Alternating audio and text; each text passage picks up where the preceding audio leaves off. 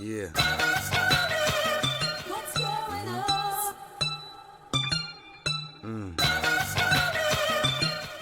He was 17, walking home with acid in his jeans. Friends sent do me a favor, I'll split you half the green, he said for sure. And he knew that the money was important, ain't worried cause he put in work 100 times before. He dapped him up and said I'll see you in the morning. Then he dipped and made a detour past the corner store.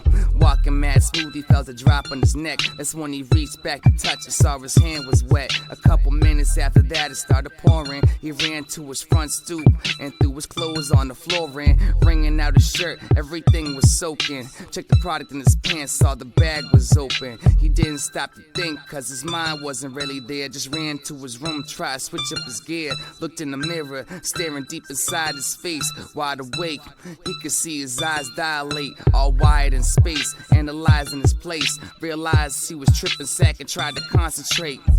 But the more he tried, the more he got horrified. And suddenly his whole world was disorganized. He kept thinking about all the bad stuff he did, and all the people picking on him when he was a kid.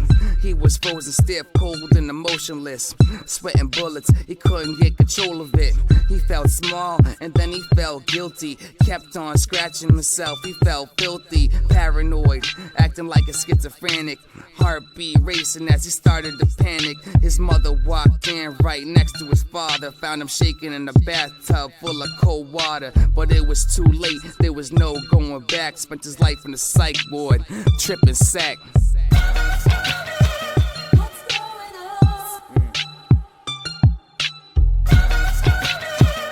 What's going on? What's going on? What's going on? She was 25, walking home, trying to hitch a ride. That's when the car pulled over, said, baby, get inside. She said, no doubt, cause her feet hurt and it was cold out. Thanks for the lift, can you take me to the smokehouse? The driver said, I got you, and if you wanna chill, I got some rock too. Back to my place and I could spot you. He was dressed nice and he didn't look shady, but she was suspicious and she told the driver maybe. But he kept spitting game just as usual, talking about his stash and how she was beautiful.